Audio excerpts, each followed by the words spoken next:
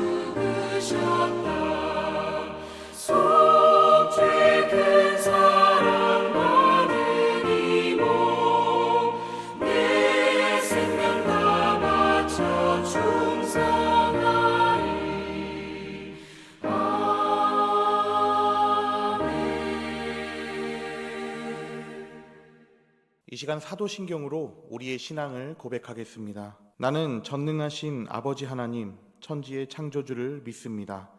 나는 그의 유일하신 아들, 우리 주 예수 그리스도를 믿습니다. 그는 성령으로 잉태되어 동정녀 마리아에게서 나시고 본디오 빌라도에게 고난을 받아 십자가에 못 박혀 죽으시고 장사된 지 사흘 만에 죽은 자 가운데서 다시 살아나셨으며 하늘에 오르시어 전능하신 아버지 하나님 우편에 앉아 계시다가 거기로부터 살아있는 자와 죽은 자를 심판하러 오십니다. 나는 성령을 믿으며 거룩한 공교회와 성도의 교제와 죄를 용서받는 것과 몸의 부활과 영생을 믿습니다. 아멘. 찬송가 588장 찬양하겠습니다.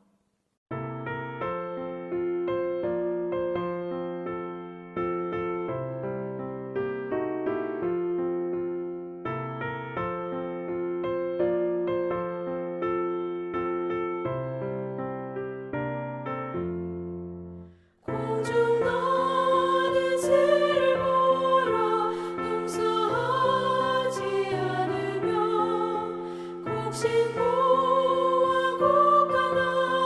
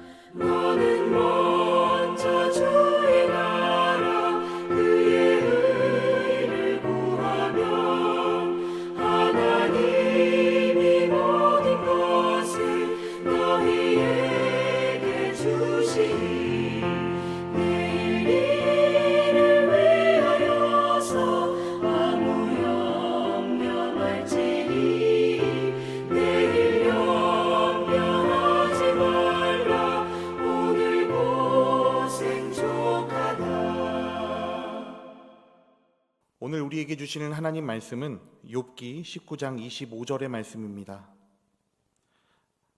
함께 읽도록 하겠습니다. 내가 알기에는 나의 대속자가 살아계시니 마침내 그가 땅 위에 서실 것이라. 아멘. 할렐루야. 오늘도 주께 나와 말씀을 듣기로 결정한 모든 성도님들 가운데 하나님의 은혜가 가득히 임하기를 소망합니다. 특별히 오늘은 설명절이죠. 특별한 명절에 가족들과 함께하며 주님이 주시는 평안을 한껏 누리는 모든 성도님들 되시기를 진심으로 바랍니다. 말씀을 나누도록 하겠습니다. 계속해서 욥기 시리즈 말씀을 이어갑니다. 욥은 거대한 고통을 당했습니다. 하루아침에 모든 재산을 잃었고 하루아침에 자신의 건강을 잃고 모든 자녀가 죽임을 당했고 하나밖에 없는 아내는 그를 향해서 하나님을 저주하고 죽으라는 몹쓸 말을 합니다. 그리고 상에 있는 욥을 위해서 욥의 친구들이 와서 위로를 하지만 친구들은 위로를 한다고 이야기를 했는데 욥에게는 그 말이 위로가 되지 않았죠. 우리 함께 16장 2절에 있는 말씀 함께 읽도록 하겠습니다. 이런 말은 내가 많이 들었나니 너희는 다 재난을 주는 위로자들이로구나. 욥이 자신의 친구들에게 이야기하는 건 위로를 받았음에도 불구하고 위로의 말을 그들이 했지만 너희는 재난을 주는 위로자다라고 얘기를 하는 겁니다. 세상을 사는 게 참 힘듭니다. 그래서 우리는 어느 때보다도 위로를 원하는 시대를 살아가고 있습니다. 그래서 위로를 우리가 줘야 할 때도 있고 우리 역시도 이 땅을 살아가기 때문에 위로가 필요할 때가 있습니다. 그런데 위로를 받고 위로를 줄 때 우리는 때로 너무 어설픈 것 같습니다. 나는 위로를 한다고 했는데 상대방에게 오히려 상처를 입힐 때가 있습니다. 그래서 위로를 준 상대방과 오히려 사이가 더 멀어지게 되는 것이죠.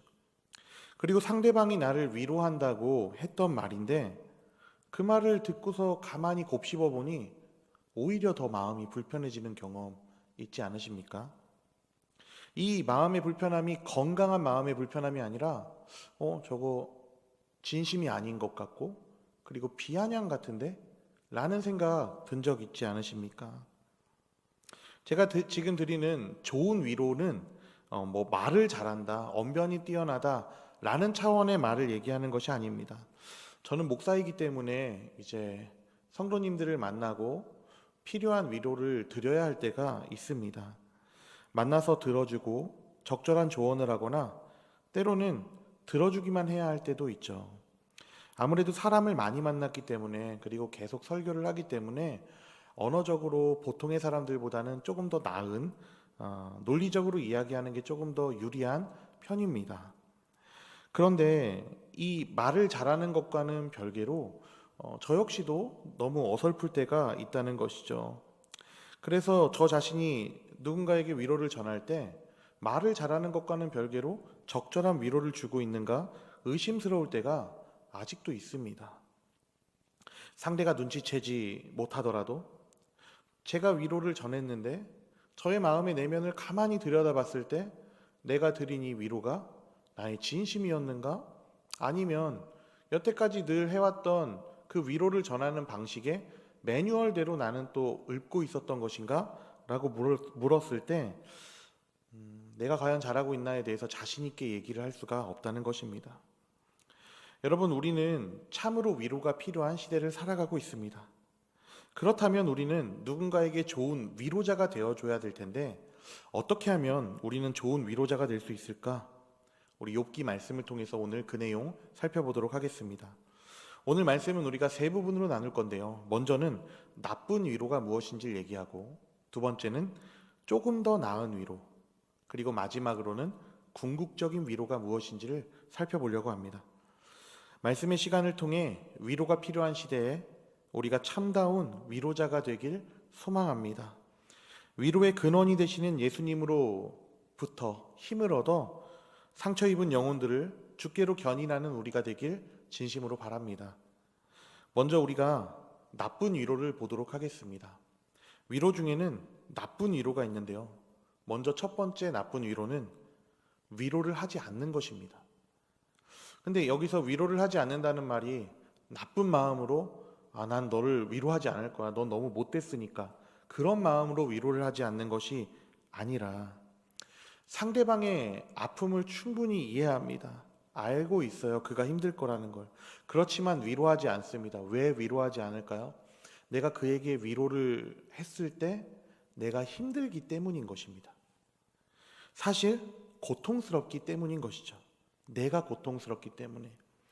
누군가 진짜 위로를 전해보고 상담을 해보신 분은 알 텐데 고통스러운 사람의 말을 듣는 건 더 큰 고통입니다.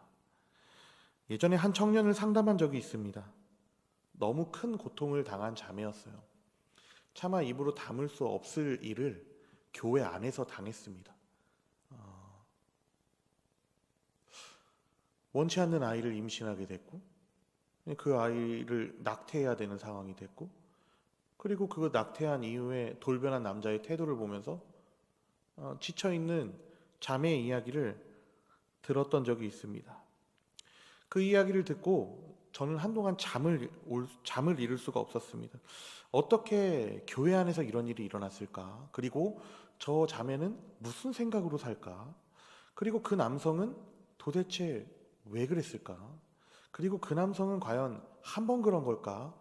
별의 별 생각들이 다 들어오고 이 청년은 그러면 다음번엔 임신은 가능할까? 이런 걱정들까지 하게 되면서 너무너무 힘든 경험을 했던 적이 있습니다. 저는 이 어려운 이야기, 진짜로 위로가 필요한 이 이야기를 듣기 전까지는 뭔가 위로를 전하고 상담을 한다는 게 어렵다는 생각을 크게 안 했는데, 이렇게 구체적이고 실제적인 누가 들어도 말이 안 될 만한 큰 고통을 당한 사람을 위로해야 된다는 건 정말 힘든 일이고 많이 투사를 하게 되는 일이라는 것을 알게 되었습니다. 정신적으로 심리적으로 참 지치는 일인 거죠. 이해는 할 수 있습니다. 그러나 진심으로 위로가 필요한 사람이 찾아왔을 때 그의 이야기를 듣는 건 정말 힘듭니다. 그렇다 보니 우리 중에 이런 이가 있지 않습니까? 내가 굳이 그 자리에 내가 고통받고 싶지 않으니까 상처 주기 싫어서 냅두면 알아서 위로받겠지. 먼발치에서 그냥 기도해야지 라고 하면서 그냥 넘어가는 겁니다. 힘들 거 알지만 안 하는 겁니다. 그러고서 거치대로 얘기는 하죠. 그냥 내가 잘 위로 못할 것 같아서. 하지만 진심은 뭡니까? 내가 힘들기 싫어서. 이것이 바로 최악의 위로입니다. 여러분, 우리는 기억해야 됩니다. 여러분 주변에 누군가가 울고 있다면 우는 자와 함께 울라고 하신 주님의 명령을 기억하는 여러분 되시길 소망합니다. 우리는 위로의 순간에 도망쳐서는 안 됩니다. 외면하지 않고 그 고통을 듣고 위로해야 한다는 것입니다. 그렇다면 나쁜 위로 두 번째는 무엇입니까? 그것은 율법적, 종교적 위로입니다. 이건 잘못된 위로입니다. 이 위로를 욥의 친구들이 욥에게 했던 것이죠. 간단합니다. 욥의 친구들의 주장은 이겁니다. 욥, 네가 이렇게 큰 고통을 당하는 이유는 네가 저지른 죄 때문이다 라는 것이죠. 물론 오해하지 말아야 할 것이 있습니다. 우리는 율법과 종교적으로 잘못한 일로 말미암아 고난을 당하는 순간이 분명히 있습니다. 주님이 우리를 가르치시기 위해 그렇게 하실 때가 있습니다. 그러면 우리는 그것을 깨닫고 주께로 돌아와야 하는 것이죠. 그런데 또 잊지 말아야 할 것은, 반드시 존재하는 것은, 삶을 살다 보면 욥이 그러했었던 것처럼 종교적으로 율법적으로 잘못한 게 있지 않음에도 불구하고, 혹은 아주 사소한 잘못임에도 불구하고 이유를 알 수 없을 정도로 큰 고난의 순간이 우리에게 닥쳐올 때가 있다는 사실입니다. 가까운 이야기로 착하고 성실하게 살아온 사람의 가족이 갑작스러운 교통사고로 인해 죽임을 당한 이유를 우리는 모릅니다. 신앙생활을 열심히 하는 어떤 사람에게 갑작스럽게 찾아온 해고통보의 이유를 모릅니다. 가만히 보면 저 사람 진짜 나쁜 사람인데, 그리고 신앙인도 아닌데 그의 인생이 마치 꽃길을, 그리고 탄탄대로를 걷는 것처럼 가로등불이 아주 환하게 켜져 있는 정해진 옳은 길로만 가는 것처럼 성공의 대로를 달리는 그 이유를 우리는 모릅니다. 정리하면 죄 때문에 우리가 당하는 고난도 있지만 도무지 이해할 수 없는 고난이 분명히 존재한다는 사실입니다.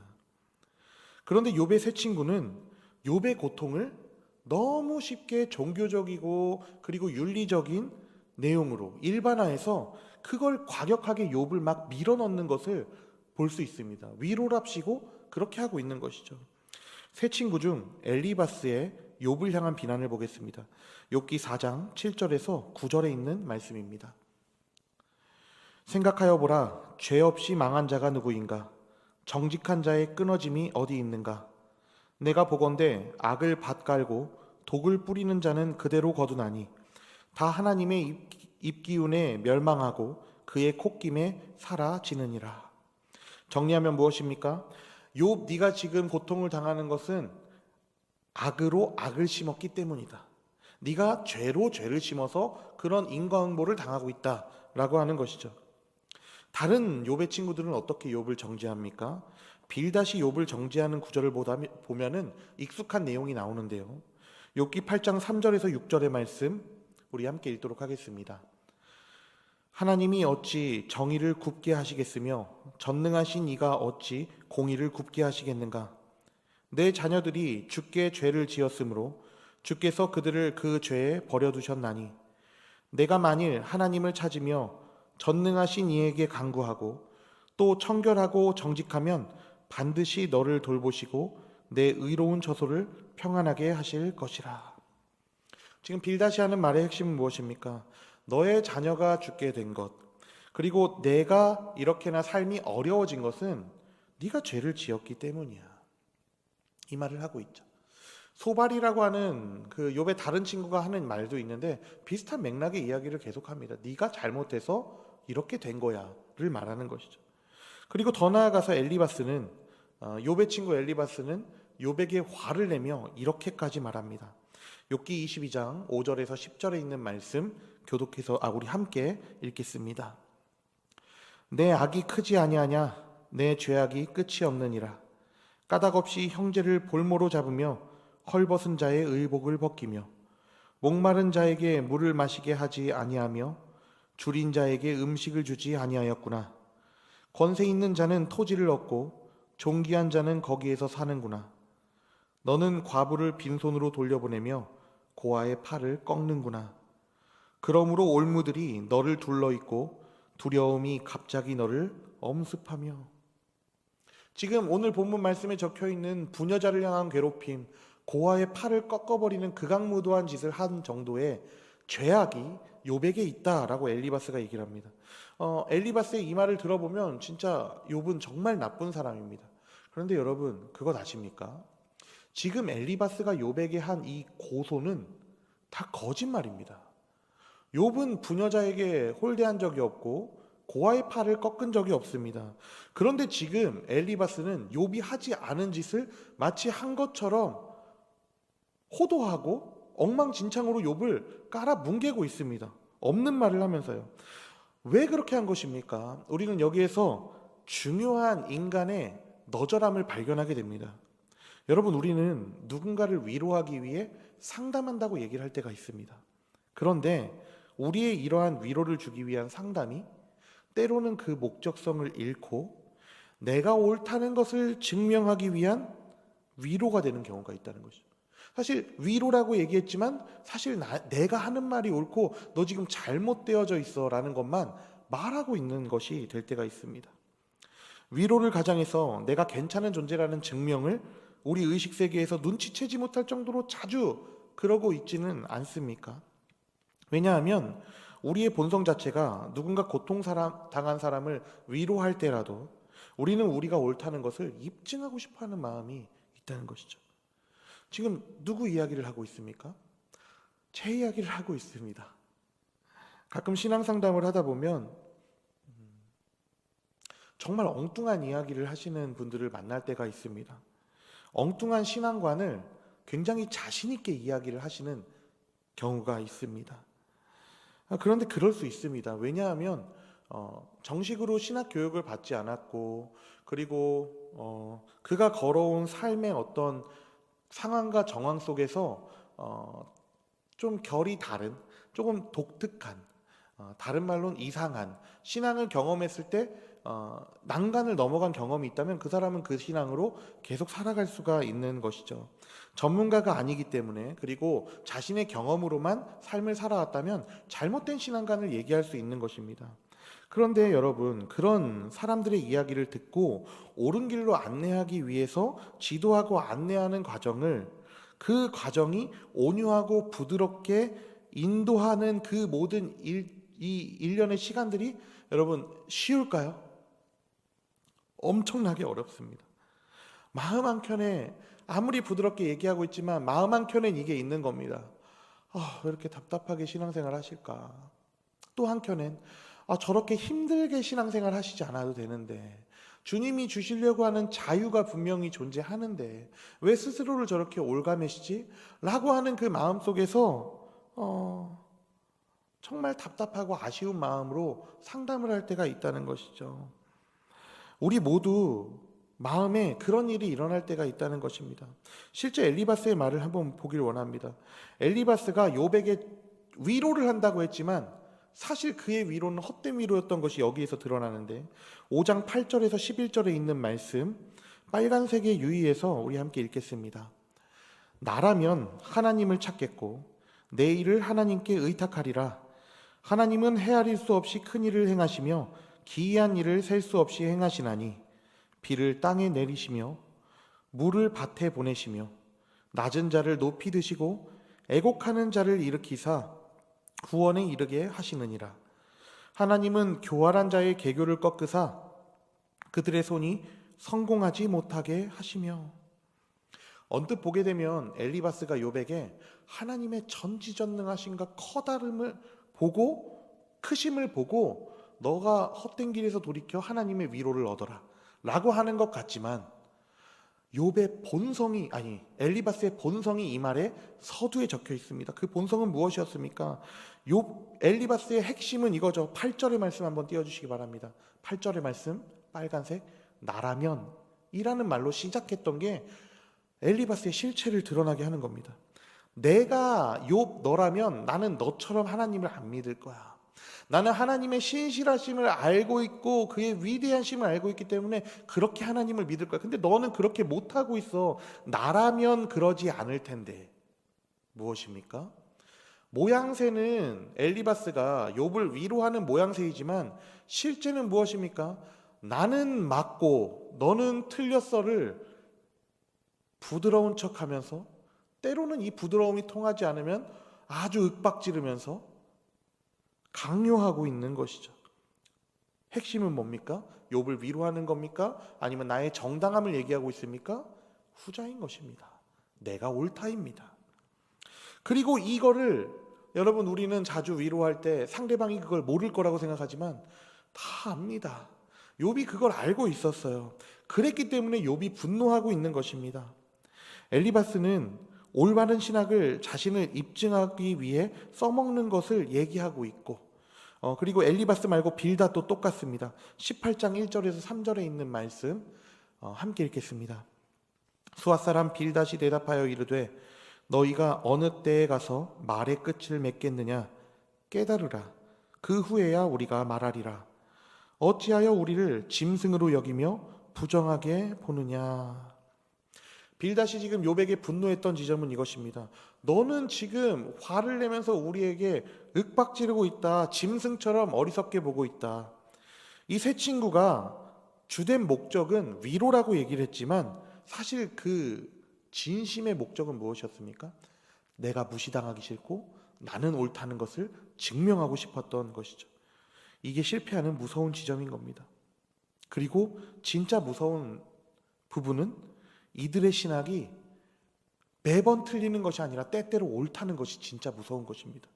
전부 다 틀린 말이 아니라 일부분 맞고 일부분 틀리기 때문에 혼재되어 있으니까 우리가 더 구분하기가 힘들다는 거예요. 아까 5장의 엘리바스의 말을 우리가 들었습니다. 엘리바스가 하나님을 묘사했던 그 아름다운 언어들을 기억하십니까? 주님의 위대하심과 주님의 모든 것을 지으심을 하나하나 섞어서 얘기를 해요. 그러면서 나는 옳고 너는 지금 여기에서 벗어나 있으니까 틀렸어라고 하는 잘못된 부분을 혼재해서 이야기를 하니까 너무너무 어려운 것입니다. 그게 더 무서운 거예요. 여러분, 욥기를 잘 분석한 크레이그 바톨로뮤라고 하는 사람이 있습니다. 그 사람의 책을 보게 되면 이 욥의 세 친구가 욥을 향해서 상담했던 이 내용에 그 핵심을 꿰뚫고 있는 구절이 있는데, 이 내용을 우리가 같이 읽도록 하겠습니다. 그 친구들이 바라본 하나님은 어떤 분인가? 확실히 그 친구들의 견해에는 전통적인 요소가 많다. 그들은 이 세상을 초월하시면서 그 일에 깊이 관여하시는 하나님에 대해 전통적인 성경적 견해를 가졌다. 그들은 인간의 삶이 하나님 앞에 있음을 바르게 이해하고 그들에게 응답하심을 알았다. 그러나 그들은 하나님의 하나님 되심의 의미를 알지 못했다. 그들이 생각하는 하나님은 자신의 기계적 신학에 맞춰 축소된 존재였다.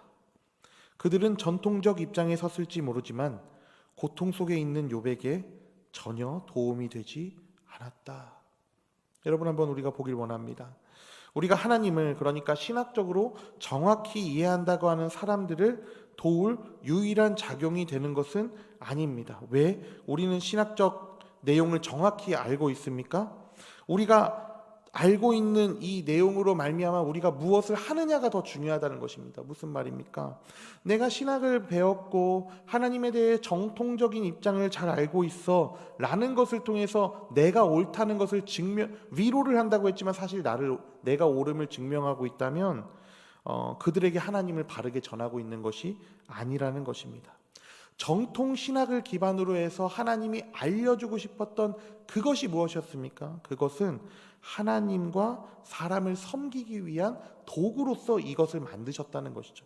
그런데 이 알미 오히려 섬김의 도구가 되는 것이 아니라 과시의 도구가 된다면 그것은 아무리 좋은 것이라 할지라도 헛된 것이 된다는 것입니다.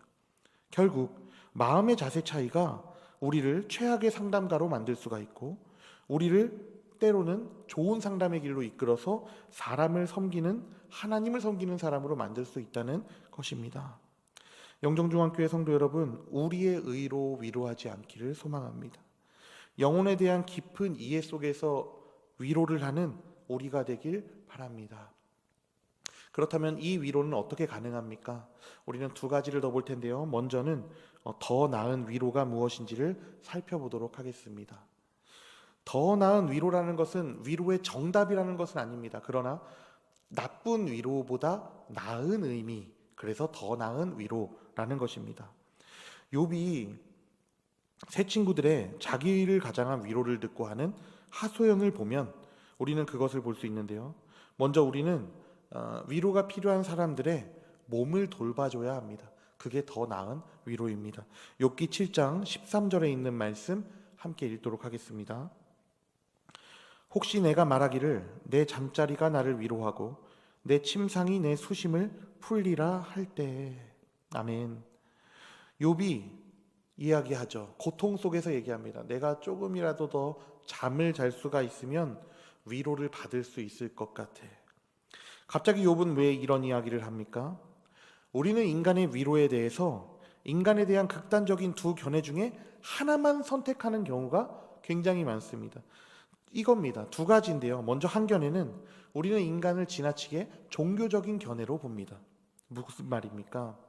복음적이기보다는 종교적이고 율법적인 견해로 인간을 본다는 것입니다. 이 견해는 인간을 영혼으로서만 대한다는 거예요. 인간을 육체를 가진 존재로 생각하지 않습니다. 우리의 삶에 어떠한 고난과 어려움이 찾아왔습니다. 그럼 말하는 거죠. 너 회개했어? 너 기도했어? 라고 얘기를 하는 것입니다. 예수님의 보혈을 의지했어? 라고 말하는 것입니다. 네 영혼에 문제가 있으니까 네가 그런 고난과 어려움을 겪는 거야. 예를 들어서 어떤 사람이 우울증입니다.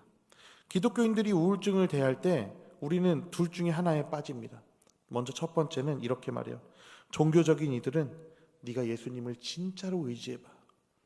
그리스도가 너를 위해 하신 그 일과 그의 보혈을 바라봐. 그럼 너는 우울증에서 단번에 벗어날 거야. 마음의 문제가 이겨낼 수 있어. 그리스도만 의지하면. 인간을 몸으로 보지 않는 겁니다. 인간은 몸과 영과 혼이 존재하는데 영과 혼은 없는 것이고 영과 혼만 있는 것이고 몸은 없다고 생각을 하는 것입니다. 그래서 온전히 영으로만 해석을 해나가는 것이죠. 그렇다면 성경은 진짜 이 율법적인 견해처럼 보고 있는가? 그렇지 않다는 것입니다. 여러분, 엘리야를 우리가 보기를 원합니다. 엘리야가 왕비 이세벨에 의해서 죽임을 당한 위기 속에서 완벽한 탈진에 이르게 됩니다. 이제 죽을 위협으로 심각한 낙심에 이르게 돼요. 열왕기상 19장에 있는 말씀 5절에서 8절까지의 말씀, 엘리야가 도망갔을 때 하나님이 엘리야를 어떻게 대하는지 빨간색으로 체크했는데요. 여러분, 그 내용, 위로가 필요한 엘리야에게 했던 하나님의 방법 같이 읽기 원합니다. 로뎀나무 아래에 누워 자더니 천사가 그를 어루만지며 그에게 이르되 일어나서 먹으라 하는지라. 본즉 머리맡에 숯불에 구운 떡과 한 병 물이 있더라. 이에 먹고 마시고 다시 누웠더니 여호와의 천사가 또 다시 와서 어루만지며 이르되 일어나 먹으라. 내가 갈 길을 다 가지 못할까 하노라 하는지라. 이에 일어나 먹고 마시고 그 음식물의 힘을 의지하여 40주 40야를 가서 하나님의 산 호렙에 이르니라. 아멘. 여러분, 엘리야가 심각한 낙담 가운데에서 지쳐 있을 때 하나님이 하셨던 것은 무엇입니까? 하나님이 엘리야를 영으로만 보시고 너 다 포기했냐? 시내산 다시 올라가서 모세오경 보고 오자, 이렇게 말씀하셨나요? 그렇게 얘기하지 않으셨다는 거예요. 어떻게 하셨습니까? 육체를 챙기게 하셨습니다. 먹게 하셨다는 거예요. 예수님의 이야기를 한번 볼까요? 예수님의 제자들이 예수님을 다 배신했습니다. 예수님 철저히 홀로 죽임 당하시고 다시 살아나셨습니다. 그 중에서도 베드로의 배신은 가장 충격적이었죠. 예수님의 1등 제자였는데 베드로는 예수님을 3번 부인했습니다. 다시 살아나신 예수님은 베드로에게 찾아오십니다. 베드로는 너무너무 큰 잘못을 했기 때문에 예수님께 달려는 왔지만 어떻게 해야 할지 모르고 있을 때 예수님이 베드로에게 어떻게 하셨습니까? 요한복음 21장 12절에 있는 말씀 함께 읽도록 하겠습니다. 여호와께서 이르시되 와서 조반을 먹으라 하시니 제자들이 주님이신 줄 아는 고로 당신이 누구냐 감히 묻는 자가 없더라. 아멘. 너무 민망해서 죽게 나아가지 못하는 상에 있는 베드로에게 예수님은 너 기도했냐? 그때 왜 그렇게 했냐? 지금이라도 다시 기도하고 바른 마음을 갖고 와라 라고 영만 돌보는 말을 하시지 않았다는 것이죠. 먼저 어떻게 하셨습니까? 그의 육신을 돌보셨다는 것입니다.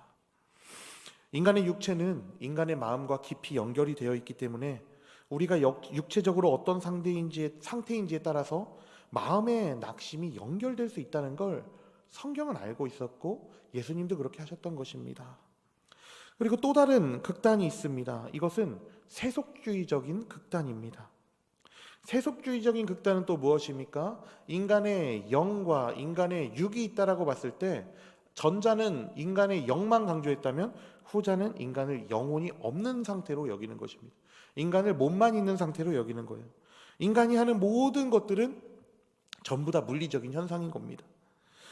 여러분이 누군가와 사랑을 하게 됩니다. 그것은 그 안에 담겨져 있는 낭만적인 어떤 이야기는 다 빼고 그냥 여러분의 뇌에 도파민이 나왔을 뿐인 거죠. 이런 극단적인 견해에 있는 사람들은 우울증에 걸린 사람을 이렇게 얘기합니다. 당신 우울증에 걸렸습니까? 정신과에 가서 약을 받아 먹으십시오 라고 이야기를 합니다.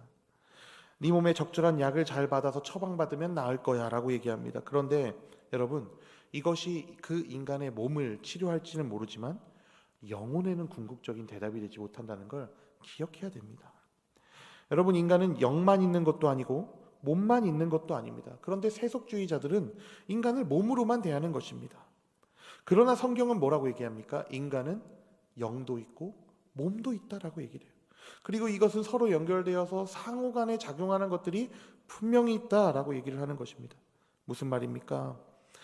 여러분, 때로 우리가 누군가를 위로할 때 그 사람을 위로해 줄 때 몸을 편하게 해주고 안락하게 해주는 것이 상대방을 위로하는데 꽤나 중요하다는 것입니다. 성경은 우리 자신을 종합적으로 보게 도와줍니다. 그런데 여기서 끝나는 것이 아닙니다.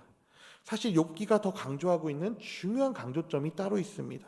그것은 고통당하는 사람이 하나님께 자신의 고통과 원망과 하소연을 표현할 수 있도록, 영과 육을 돌봐줬다면 그가 하나님께 이제는 하소연할 수 있도록 밀어주고 도와주라는 점입니다. 이게 위로자로서 우리가 할 수 있는, 더 나은 위로를 위해 할 수 있는, 인간이 할 수 있는 가장 좋은 일입니다. 우리 욥의 도움 요청을 한번 보겠습니다. 욥기 21장 2절에 있는 말씀 함께 읽겠습니다. 너희는 내 말을 자세히 들으라. 이것이 너희의 위로가 될 것이니라. 날 위로해주고 싶다면, 욥이 얘기하는 겁니다. 친구들에게 나를 위로하고 싶다면 내 말을 들어줘라. 3절에서 5절의 말씀입니다. 나를 용납하여 말하게 하라. 내가 말한 후에 너희가 조롱할지니라. 나의 원망이 사람을 향하여 하는 것이냐? 내 마음이 어찌 조급하지 아니하겠느냐?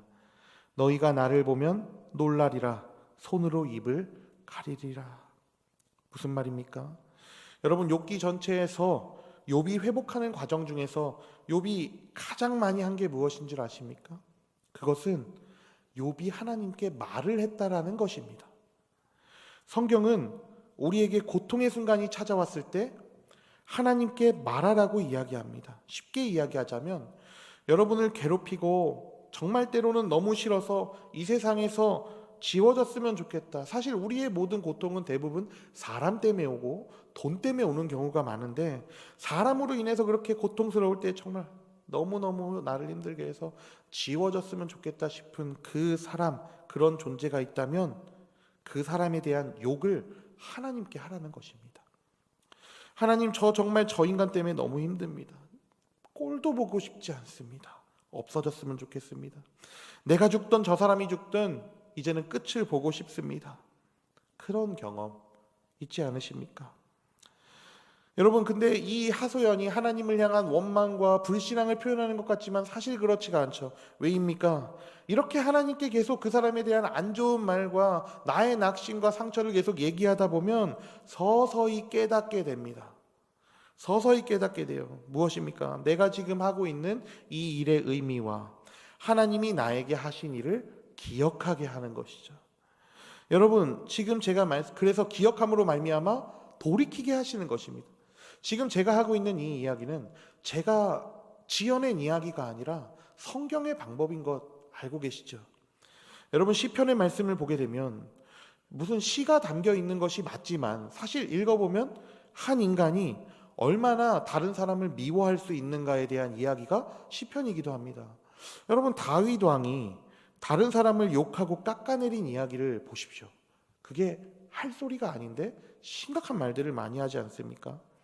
다윗이 사람에 대한 미움 속에서 하나님께 그들에 대해서 일러 바치고 욕하는 내용이 시편의 대부분입니다. 시편도 그렇고 욥기도 그렇고 그리고 잠언도 그렇고요. 다들 하나님을 향한 불평으로 가득 차 있습니다. 그런데 보십시오. 여러분, 욥의 세 친구는 계속 욥을 향해서 들어주는 게 아니라 말을 하고 있습니다. 그러나 욥은 친구들에게 말을 하다가 이내 하나님에게 말을 하기 시작합니다. 그러면서 구도가 이렇게 됩니다. 욥이 말합니다. 하나님을 향해서 원망과 불평을 마구 쏟아냅니다.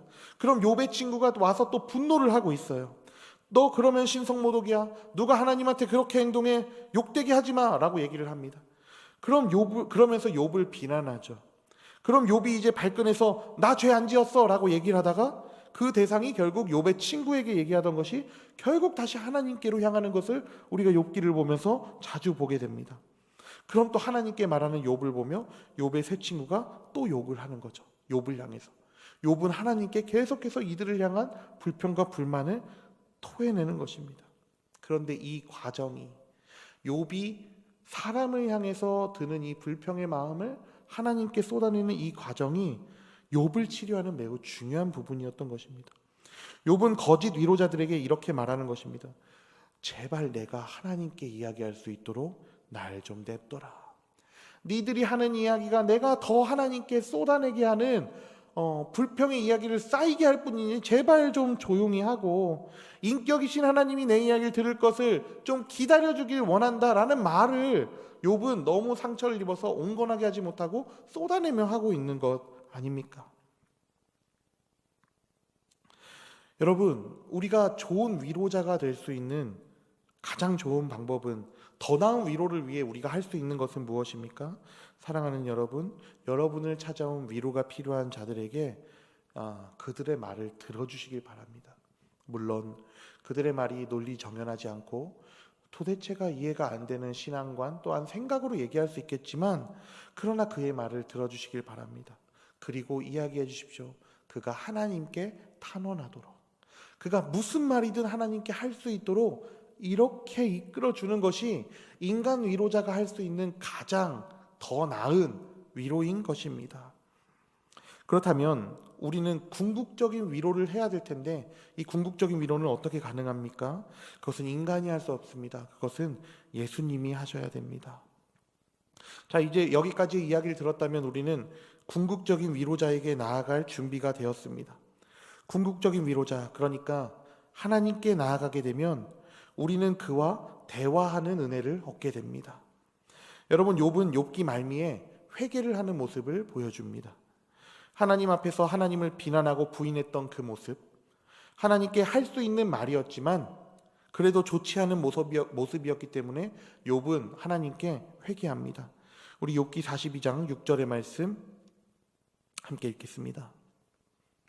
그러므로 내가 스스로 거두어드리고 티끌과 재 가운데에서 회개하나이다. 아멘. 여기서 욥이 회개하는 이유는 무엇입니까? 하나님께 위로를 얻었기 때문입니다. 그가 얻은 위로의 내용이 5절에 나오는데요, 5절의 말씀 우리 함께 읽도록 하겠습니다. 내가 주께 대하여 귀로 듣기만 하였사오나 이제는 눈으로 주를 배옵나이다. 아멘. 욥이 눈으로 주를 뵙고 있습니다 라고 얘기합니다. 주님을 눈으로 봤기 때문에 위로를 얻었다라고 이야기를 하고 있습니다. 욥은 자신이 왜 이런 고난을 당하는지 그 의문에 대해서 알고 싶어서 하나님께 나아갔습니다. 그러나 하나님은 대답해 주지 않으셨죠. 한마디도 고난에 대한 이유를 대답해 주지 않으셨습니다. 욥은 답을 얻지 못한 것입니다. 답을 얻지 못한 욥이었지만 하나님을 보니 위로를 얻고 회개를 합니다. 여러분, 하나님을 본 게 왜 위로가 되고 격려가 되는 것입니까? 우리는 욥기의 처음과 마지막만 보기 때문에 이게 왜 위로가 되는 거야? 알지 못합니다. 그러나 욥기 중반을 보게 되면 욥이 이 과정 속에서 겪었던 아주 깊은 감정을 발견하게 됩니다. 욥의 소망이 발견됩니다. 그것은 욥기 19장 23에서 24절의 말씀입니다. 함께 읽겠습니다. 나의 말이 곧 기록되었으면 책에 씌어졌으면 철필과 납으로 영원히 돌에 새겨졌으면 좋겠노라. 아멘. 욥의 소망이 이 안에 담겨 있습니다. 아무도 내 말을 듣지 않는 것 같고 나 홀로 벽 앞에 서 있는 것 같은 이 상황 속에서 누구라도 내 말을 좀 들어줬으면 좋겠다, 그래서 적혀져 있었으면 좋겠다라고 욥이 고백을 하고 있는데, 하나님께 계속 구하지만 답이 없어서 답답한 마음 가운데 있는데, 그러나 그러면서 이 가운데서 욥이 느꼈던 건 고독이었는데, 아무도 말해도 듣지 않는다고 생각을 했는데, 그러나 하나님은 알고 계셨다라는 사실을 이 맥락을 통해 알게 되는 겁니다. 하나님이 나타나시고 그리고 그에게 말씀하셨다는 욥기의 뒷부분을 또 보게 될 때 이 말의 내용이 어찌했던지 간에 욥은 확신하게 된 것이죠. 무엇입니까? 내가 고독의 시간과 고통의 시간 적어놓기라도 해서 내 마음을 알아주는 이가 있었으면 했지만, 그래서 아무도 안 듣는다고 생각했지만 아무도 안 듣는 게 아니라 하나님은 다 보고 계셨구나, 알고 계셨구나를 욥기의 말미에 주님이 오셔서 하시는 말씀을 통해서 기억하고 있는 것입니다. 이를 통해 우리가 위로를 얻는 것은 무엇입니까? 우리가 위로가 필요할 때 알게 되는 것은 무엇입니까? 아무것도 하나님이 듣지 않으시는 것 같지만 사실 주님은 모든 것을 듣고 계셨다는 사실입니다. 여러분, 하나님은 여러분에게 관심이 있으십니다. 여러분의 기도를 다 들으십니다. 하나님은 우리가 알지 못하지만 하나님의 방식으로 우리에게 다가오고 계시고 일을 하고 계십니다. 그렇지만 확신컨대 우리가 하나님께서 하시는 모든 말은, 우리가 고통 가운데 있을 때 확신할 수 있는 것은 그는 우리의 모든 말들을 마음에 새기며 기억하고 계시다는 사실입니다. 그 가장 명확한 증거가 무엇입니까? 예수 그리스도의 희생이죠. 우리가 하나님 없이 마음대로 살고, 주님은 우리에게 계속 말씀하셨지만 주님도 벽 앞에 선 것처럼 우리가 대화를 듣지 않고 그를 철저히 무시했을 때, 그 시절이 있었음에도 불구하고, 하나님의 외면받는 시절이 있었음에도 불구하고 예수 그리스도를 우리에게 보내셔서 모진 고통과 십자가를 지게 하시고 죄를 대속해 주신 그 은혜를 보게 될 때, 그 큰 사랑을 우리에게 행했다는 것이 정말 사실이라는 것을 믿게 될 때, 우리의 삶에 이해가 되지 않는 그 모든 지점들 속에서도 주님은 우리의 이야기를 듣고 계신다는 확신이 이 가운데 있다는 것을 믿으시길 바랍니다. 예수 그리스도의 계심이 우리가 살아갈 수 있는 이유가 됩니다. 궁극적인 위로가 됩니다. 말씀을 정리합니다. 위로가 필요한 성도 여러분, 주님께로 나아오시길 바랍니다. 세상이 줄 수 없는 위로가 예수 그리스도께 있습니다. 들어주는 척하면서 자기 이야기를 하는 헛된 위로에 구걸하지 마시길 바랍니다. 여러분을 끝없이 들으시고 때로는 여러분들의 한풀이까지도 하나하나 가슴에 새기며 들으시는 예수 그리스도께로 오십시오. 지치고 힘들 때 기도하시기 바랍니다. 그냥 하는 기도가 아니라 몸과 영혼을 담아 진심으로 그분이 들으신다는 확신으로 기도하시기 바랍니다. 그때 세상이 줄 수 없는 위로가 우리에게 임하게 될 것입니다. 그리고 여러분이 얻은 그 위로를 여러분 주변에 전해 참다운 위로 속에서 살아갈 수 있도록 이웃을 돕는 모든 성도님들 되시길 진심으로 소망합니다. 기도하겠습니다. 좋으신 하나님, 참으로 위로가 필요한 시대를 우리가 살아가고 있습니다. 우리가 나쁜 위로를 하지 아니하고 하나님 더 나은 위로를 할 수 있도록 인도하여 주시옵소서. 우리의 의를 상처 입은 자에게 강요하지 않을 수 있도록 도와주시옵소서. 나의 지혜로움과 내가 조금 더 알미 나의 무기가 되는 것이 아니라 하나님의 선하심과 하나님의 신실하심을 전하는 도구가 되게 하옵소서. 상처 입은 자들에게 예수 그리스도께로 견인해 갈 수 있는 우리가 되게 하옵소서. 궁극적인 위로는 예수 그리스도께 있다는 것을 오늘 말씀을 통해 알게 하셨으니 주님의 희생과 사랑을 주변에 알게 함으로 주의 뜻이 만천하에 퍼지며 또한 진정으로 위로가 필요한 자에게 진실된 위로가 전해지길 소망하오니 주여 인도하옵소서. 주님, 오늘은 명절입니다. 주님, 가족과 함께 그리스도의 사랑을 나누는 우리가 되게 하시고, 혹여 어려움 속에서 가족과 함께하지 못하는 이들이 있다면 하늘의 위로가 이들에게 닿기를 소망하니 주여 위로하여 주시옵소서. 모든 것에 감사드리며 예수님의 이름으로 기도합니다. 아멘. 다 함께 찬송가 412장 하신 후에 주기도문으로 모든 예배 마치겠습니다.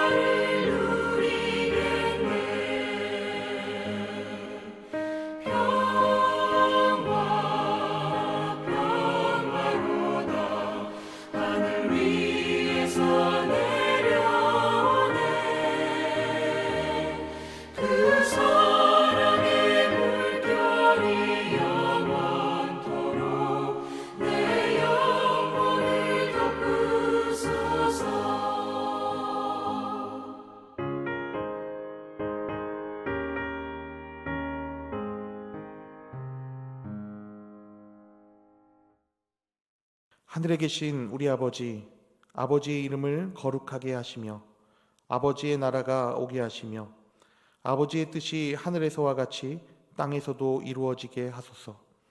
오늘 우리에게 일용할 양식을 주시고 우리가 우리에게 잘못한 사람을 용서하여 준 것 같이 우리 죄를 용서하여 주시고 우리를 시험에 빠지지 않게 하시고 악에서 구하소서.